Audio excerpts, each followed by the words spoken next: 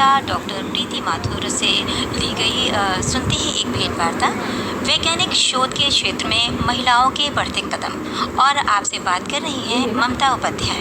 इधर ले सखियों, चाहे बात सागर की गहराई की हो या चांद तारों की दुनिया की, वनस्पतियों का संसार हो या जीव जंतुओं की दुनिया, विज्ञान का कोई भी क्षेत्र हो, हम ये कहें कि महिलाएं हर क्षेत्र में अपना परचम लहरा रही हैं तो ये बात गलत नहीं होगी। आज महिला जो है वो हर क्षेत्र में ना सिर्फ काम कर रही है बल्कि वो शोध का भी काम कर रही है, जो एक बहुत कठिन कार्य होता है, लेकिन महिलाएं किसी भी काम में पीछे नहीं है। और हमारे बीच आज स्टूडियो में एक ऐसी ही महिला हैं जो महिला शक्ति होने के साथ साथ वैज्ञानिक शोध के क्षेत्र में भी बहुत दिलचस्प काम कर रही हैं। सबसे पहले स्वागत करते हैं हम डॉक्टर प्रीति माथुर जी का, जो department of biotechnology MIT university Lucknow में सीनियर फैकल्टी के रूप में काम कर रही है। धन्यवाद ममता जी, आपको मुझे ये मौका देने के लिए। डॉक्टर प्रीति माथुर जी, सबसे पहले जो हम बात करने जा रहे हैं कि वैज्ञानिक शोध के क्षेत्र में महिलाओं के कदम बढ़ रहे हैं, वो किस तरह से आप वर्तमान परिप्रेक्ष्य में बताना चाहेंगे हमारी बहनों को?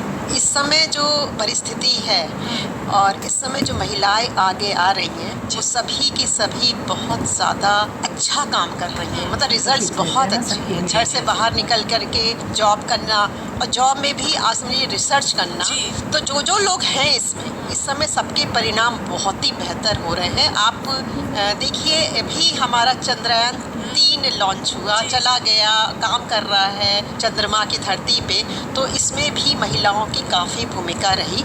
उसमें से बहुत सारी महिलाएं हैं क्योंकि बहुत बड़ी टीम ने काम किया था। लेकिन ऋतु कारीधार श्रीवास्तव जो लखनऊ की ही हैं और कल्पना कलाहस्ती, इन लोगों ने मिशन को संभाला और उसके साथ साथ बहुत सारी लेडीज़ और हैं।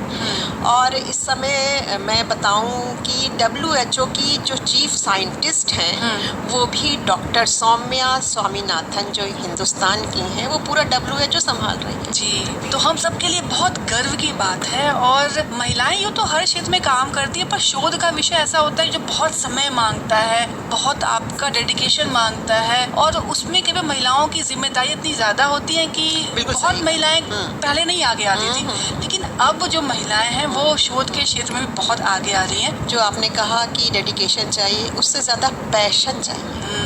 साइंस के लिए पैशन चाहिए। साइंस में कुछ नया दिखाना इतना आसान नहीं होता है। उसके लिए आपको एक बहुत ही कठिन रास्ते से गुजरना पड़ता है, तभी आप कुछ बता पाएंगे। जी, तो जैसा कि डॉक्टर प्रीति माथुर जी बता रही हैं कि डेडिकेशन के साथ साथ पैशन चाहिए, वो अपने अंदर एक जुझारूपन, एक कुछ कर पाने, कुछ नया देने की एक संकल्प शक्ति है, वो होनी चाहिए। और डॉक्टर प्रीति माथुर इस बात का एक उदाहरण हमारे सामने है, क्योंकि आप भी विज्ञान के क्षेत्र में बहुत सारे काम कर रही हैं, शोध के काम कर रही हैं, और आपके 2 खास विषय हैं जिस पर आप काम कर रही हैं, हर्बल एंटीबायोटिक्स पे और फ्लो ऑफ कलर्स पे काम कर रही हैं। तो ये दोनों ही विषय बहुत ही रोचक हैं, बहुत ही मुझे लगता है कि हमारी बहन जानना चाहिए किस तरह से आप काम कर रही हैं। तो हम पहले चलते हैं हर्बल एंटीबायोटिक्स की ओर। तो ये किस तरह से एंटीबायोटिक, मतलब हम तो सिर्फ एलोपैथी समझते हैं, तो हर्बल एंटीबायोटिक ये हमारे चारों तरफ जितने भी पौधे हैं उसमें कुछ ना कुछ गुण है,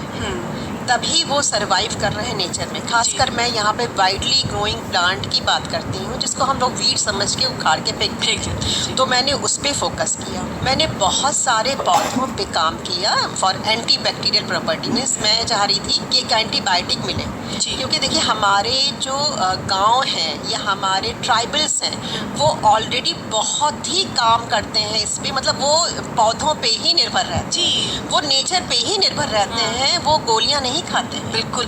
और जो हमारी पुरानी पद्धति है चिकित्सा की, वो तो पेड़ पौधों पर ही पूरी तरह निर्भर है। बिल्कुल सही कहा आपने। जो हमारा यूनानी मेडिसिन है, होम्योपैथिक है और आयुर्वेदिक है, ये बिल्कुल पेड़ पौधों पे और कुछ और नेचुरल चीज़ों पे निर्भर रहता है। तो मेरा बहुत शुरू से ही इसी पे शोध चल रहा है। मैं 2013 से काम कर रही हूँ। अच्छा, 10 साल हो गए। 2013 से काम कर रही हूँ और मेरे साथ में कई मेरे स्टूडेंट्स होते हैं, खास करके PhD स्टूडेंट्स होते हैं जो इस पे काम करते हैं। तो मैंने इतने सालों में 2 महत्वपूर्ण एंटीबायोटिक प्लांट से निकाली, और वो प्लांट जो है वो वाइडली ग्रोइंग है, मतलब वीड समझ के हम उखाड़ के फेंक देते हैं। बट मेरा ये शोध था कि जब वो इतने स्ट्रॉन्ग है तभी तो सरवाइव कर रहे हैं। नहीं तो हम तो उसको पानी देने नहीं जाते, खाद देने नहीं जाते, बस हम क्या करते हैं, उखाड़ के फेंक देते हैं। इसका मतलब कुछ उसके अंदर कुछ शक्ति है। बहुत स्ट्रॉन्ग सेकेंडरी मेटाबोलाइट्स कहते हैं, जिसकी वजह से वो सर्वाइव कर रहे हैं ना, वो अपने आप उग जाते हैं। जी। इसी पे मैंने फोकस किया और मैंने करीब 15 पौधों पे काम किया, जिसको हम बीड्स कहते हैं। उसमें से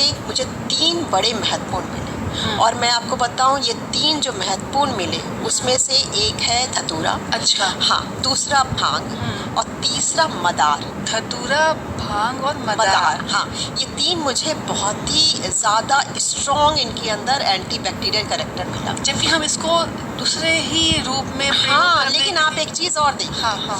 यही तीनों चीज़ें शिव को प्रिय हैं, लेकिन उस समय हमने ये कोरिलेट नहीं किया था। अब मैं फिर से जब अपना वापस रिसर्च देखती हूँ तो मुझे ये लगता है कि ये भी कोई एक रिसर्च का विषय हो सकता है कि हमारे जो शिव भगवान हैं वो ही इन 3 पौधों को क्यों पसंद करते हैं। अब इन तीनों में क्योंकि हमारे पास टाइम लिमिटेड होता है और हमको एक खास पौधों पे फोकस करना ही पड़ता है, करना ही चाहिए, तो इसमें मैंने जो सबसे इम्पॉर्टेंट था इन तीनों में, तो मैंने धतूरा पे फोकस किया।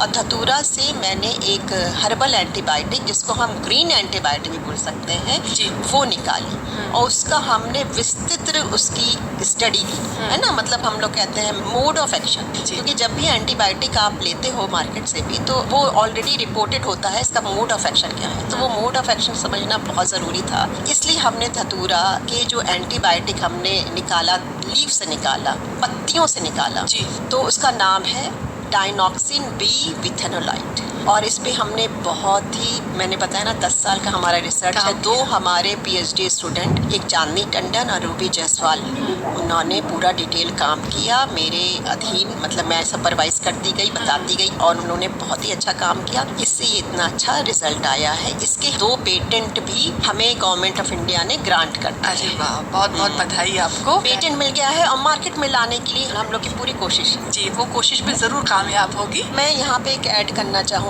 इस समय ये मैंने अपना विषय क्यों चुना, क्योंकि इस समय पूरी दुनिया को एक नई एंटीबायोटिक की सख्त ज़रूरत है।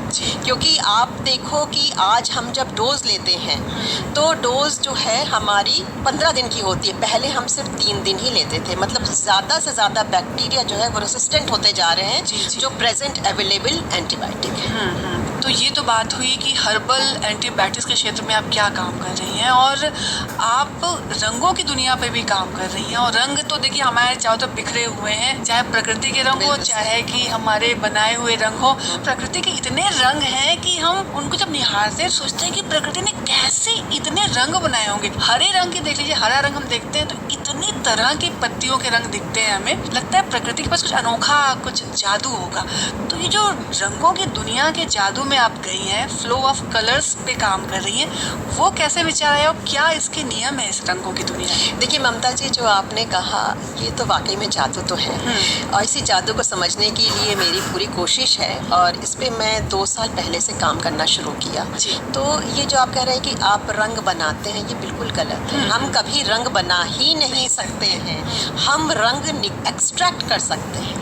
बीट रूट से हम जैसे लाल रंग लेते हैं ना, ऐसे हम बहुत सारे पौधे हैं, बहुत सारी पत्तियां हैं, जिससे हम अलग अलग रंग ले सकते हैं। तो रंग जो है वो एक बहुत स्ट्रॉन्ग, मैं इसको एनर्जी के फॉर्म में देख रही हूँ। जो प्राकृतिक रंग है, प्राकृतिक रंग है, ये समझ लीजिए कि ये मॉलिक्यूल्स हैं और इसके अंदर बहुत स्ट्रॉन्ग एनर्जी है। और सबसे इम्पॉर्टेंट जो मुझे समझ में आया है, और गवर्नमेंट ऑफ इंडिया मुझे लगातार कॉपीराइट दे रहा है, अभी तक मेरे पास 3 कॉपीराइट है।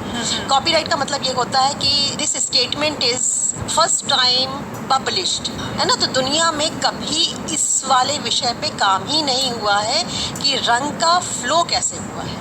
अब ममता जी, जैसे मैं आपको पूछूंगी कि 7 रंग है इंद्रधनुष में, 7 ही रंग जमीन पे है, क्या आपने 8वां देखा है? 8वां नहीं देखा होगा। या ये भी नहीं देखा होगा कि 6 है भाई, 7वां गायब है। है ना, बिल्कुल। जैसे नीला गायब है या पीला गायब है, ऐसा नहीं है, 7 रंग ही है। उसके वेरिएशन है अलग अलग, उसके वो टिंट है, ठीक है, वो उसके शेड्स हैं। ईश्वर ने ही मुझे दिमाग में ये लाया होगा कि इसको पढ़ना चाहिए। तो मैंने फिर बहुत, आपको पता है आजकल नेट बहुत अवेलेबल है, चैट GPT है, तो मैंने हर जगह खोजा, इसके बारे में कोई इन्फॉर्मेशन नहीं थी दुनिया भर में। तो मैंने इसको पढ़ना शुरू किया और मैं बहुत ज़्यादा खुशकिस्मत हूँ कि मैं इसके बारे में कुछ बता पाई। तो अभी तक मैंने 8 से 9 नियम बनाए हैं। वो नियम को मैंने गवर्नमेंट ऑफ इंडिया गया, पेटेंट ऑफिस में भेजा, उनने मुझे कॉपीराइट रजिस्टर करके दिया है जी, है ना। ये नियम है, इस पे आपका काम चल रहा है? ये अभी लगातार चलेगा और इतना ज़्यादा है ये इतना ज़्यादा है कि अभी 10 साल भी काम कर लेना तो कम हो। अभी हमने कहा विबग्योर, जो रेनबो में हम 7 कलर को विबग्योर बोलते हैं, जी, जी। उसको धरती के पौधे जो कि सिंगल सेल वाले पौधे हैं उन्होंने ट्रैप किया, और उस ट्रैप करने के बाद एक आपने फूड चेन, फूड वेव, ये सब जानते होंगे ना, और इवोल्यूशन हुआ है, धरती का इवोल्यूशन हुआ है, प्लांट का इवोल्यूशन हुआ है, एनिमल का इवोल्यूशन हुआ है, अनुवांशिक है ये। अच्छा, ये अभी तक किसी ने नहीं बताया जी, था जी, बिल्कुल। कि रंग जो है वो अनुवांशिक है, ये अनुवांशिक है, और इस पे हमारे पूरे ब्रह्मांड का भी असर होता है ना। तो ये एक बहुत ही कॉम्प्लेक्स एक नियम है जिसको मैं पढ़ने की कोशिश कर रही हूँ। हमारे साथ हमारे डिपार्टमेंट के बहुत सारे फैकल्टी हमारा साथ दे रहे हैं। आपको मैं बताऊँ, खुशी होगी जान के, हमारे ग्रेजुएशन और पोस्ट ग्रेजुएशन के स्टूडेंट साथ दे रहे हैं, वो लिख रहे हैं, और इसी में मैंने ये किताब भी, मैं आपको बताऊँ, मैं अच्छा। आपको किताब दिखा रही हूँ, ये बुक पब्लिश हुई है। Unlock VIBGYOR. हाँ, अनलॉक का मतलब अभी तक लॉक था, किसी ने पढ़ा ही नहीं था दुनिया में, है ना। ये कलर थेरेपी की बात चलती है। देखिए, हर चीज़ है कलर के बारे में। आप दीवार में कौन सा पेंट करवाएंगे, आप कपड़े कौन सा लेंगे, या आप चित्र किस कलर से बनाएंगे, थेरेपी कैसे करेंगे, वो सब है। बट रिलेशनशिप क्या है हमारा विबग्योर से? ये 7 कलर विबग्योर से ट्रैप किए गए हैं, और आपको बहुत इंटरेस्टिंग और फैक्ट है, ये वापस भी होते हैं। ऐसा? जी हाँ। अच्छा। हमारी दुनिया में जो भी बायोलॉजिकल चीज़ है जो नेचर ने की है, वो वापस ज़रूर लेता है। वो किस तरह से वो देखिए, एक फ्लो हुआ, जैसे मैंने बताया, फूड चेन, फूड वेब से फ्लो हुआ, उसके बाद क्या है, हर चीज़ डिकम्पोज होती है ना। जैसे हमारी बॉडी भी डिकम्पोज होती है, प्लांट की बॉडी भी डिकम्पोज होती है, तो डिकम्पोज होने के बाद कहाँ जाती है? सॉइल में जाती है ना, और सॉइल से ही वाटर बॉडीज में जाएगी, या आपके पहाड़ पंचभूत तत्व है सब में बिल्कुल मिल जाते हैं। डिकम्पोज है। हम सब डिकम्पोजिशन के स्थिति में है ना। हम लोग कहीं ना कहीं कभी ना कभी डिकम्पोज होता ही है। तो ये वापस जो है, ये सॉइल में, धरती पे, और आपके आसमान में, मतलब इन्वायरमेंट में जा कर के ये वापस फिर से, ये एक साइकिल है। ये जो 7 कलर हैं, ये साइकिल में चलते हैं जी। और इट्स अ फ्लो। हम लोग कहते हैं flow in the biotic and then the abiotic, then back to nature. तो जो प्रकृति है वो आपस में उसका जो समन्वय है, जो आपने कहा कि एक फ्लो है, वो निरंतर चलता ही रहता है। ये बस निरंतर चलता मनुष्य उसमें जब बीच में कोई अप्राकृतिक अपनी व्यवहार करता है, तभी प्रकृति का संतुलन बिगड़ता है। बिल्कुल सही। वरना प्रकृति जो है खुद को संतुलन हमेशा बना के रखती है। बिल्कुल। और आपके दोनों ही विषय इतने रोचक हैं, इतने इंटरेस्टिंग हैं, और बहुत ही समझने वाले हैं। समय की सीमा कम है, जब आपसे कुछ समय बाद बात करेंगे, कुछ नया रिसर्च आप और लेके आएंगे, तो अपने सखियों को फिर से आपसे मिलवाएंगे और बात करेंगे। डॉक्टर प्रीति माथुर, आपने जो कहा कि शोध का जो क्षेत्र होता है वो पहले पुरुषों का क्षेत्र था, महिलाएं काफ़ी काम कर रही हैं। जो अब महिलाएं आगे आ रही हैं, क्या उनको कोई कठिनाई का सामना करना पड़ता है पुरुष प्रधान समाज में, घर से लेके बाहर तक? आपको क्या महसूस हुआ? देखिए, मेरा 25 साल से ज़्यादा का अनुभव है। मैंने बहुत जगह काम किया। मैंने CSIR में, ICAR में, यूनिवर्सिटी लेवल पे, हर जगह मैंने काम किया, और मैं ये देख पा रही हूँ कि महिलाएं ज़्यादा अच्छा शोध कर रही हैं, क्योंकि उनका बेसिक इंस्टिंक्ट ही है। क्योंकि आपको पता है, हम लोग घर में भी कितने कैलकुलेटिव होते हैं, है ना। जब हम अपने अंदर 9 महीने बच्चे को पालते हैं, हम अपने एहसासों से उसको बड़ा करते हैं, हम अंदर ही अंदर से बात करते हैं, उसके साथ खेलते हैं, जबकि वो पैदा नहीं होता है। तो इससे बड़ी साइंटिफिक उपलब्धि औरतों की और क्या हो सकती है? संवेदनशीलता बहुत होती है। संवेदनशीलता बहुत है ना, वो बहुत चीज़ों को बारीकी से परख पाती है ना। हम हर समय घर में भी कैलकुलेटिव होते हैं। अच्छा, अब ये काम किया, इसके 10 मिनट के बाद वो करेंगे, कुकर में अभी सीटी बजी है तो खाना बन गया होगा। हम बहुत सारी चीज़ें अपनी अंदर की एनर्जी, जो औरतों की एनर्जी है, उस लेवल पे समझ पाते हैं। इसलिए औरतें बहुत अच्छा काम कर रही हैं, बशर्ते उनको प्रॉपर सपोर्ट मिले। जी, तो क्या सोचते हैं कि घर पर सपोर्ट क्या महिलाओं को मिल रहा है? देखिए, अभी तक तो नहीं मिल रहा था, तो बट अब मिलना शुरू। जी, और जो बाहर जब काम करती हैं, तो क्या प्रतिस्पर्धा बहुत ज़्यादा है, या नहीं, देखिए, प्रतिस्पर्धा तो है ही है ना। स्वास्थ्य देखिए, एक्चुअली क्या हुआ है कि औरतों की बुद्धि आगे बढ़ चुकी है, लेकिन पुरुष वहीं के वहीं है। ये मैं साफ तौर पे बताऊंगी आपको। जी, जी। तो उसमें क्या होता है कि आपके विचारों की बिल्कुल टकराव होता है, तो ये सारी चीज़ें इतनी ज़्यादा हैं हमारे समाज में कि इसको बैलेंस करने की बहुत सख्त ज़रूरत है। अब समाज बदल रहा है, लोगों के दृष्टिकोण में, विचार में बदलाव आ रहे हैं। पुरुष भी अब महिलाओं का साथ दे रहे हैं, चाहे वो घर में पिता हो, बिल्कुल दे रहे हैं, बिल्कुल अब तो बिल्कुल दे रहे हैं। और जो कलीग्स हैं वो भी अब साथ दे रहे हैं, पर फिर भी अभी कहीं और बदलाव की ज़्यादा ज़रूरत है। डॉक्टर प्रीति माथुर जी, आप हमारे स्टूडियो में आई और वैज्ञानिक शोध के क्षेत्र में महिलाओं के जो कदम किस तरह से बढ़ रहे हैं और आपने अपने काम किस तरह से किए हैं एंटीबायोटिक्स के क्षेत्र में, जो हर्बल की दिशा में आप उसे ले जा रही हैं, और फ्लो ऑफ कलर्स की बात आपने की। आप जो सभी शोध के क्षेत्र हैं उसमें आप कामयाब हो। आप हमारे स्टूडियो में आई, इतनी महत्वपूर्ण बातें आपने हमसे की, इसके लिए आपको बहुत बहुत धन्यवाद।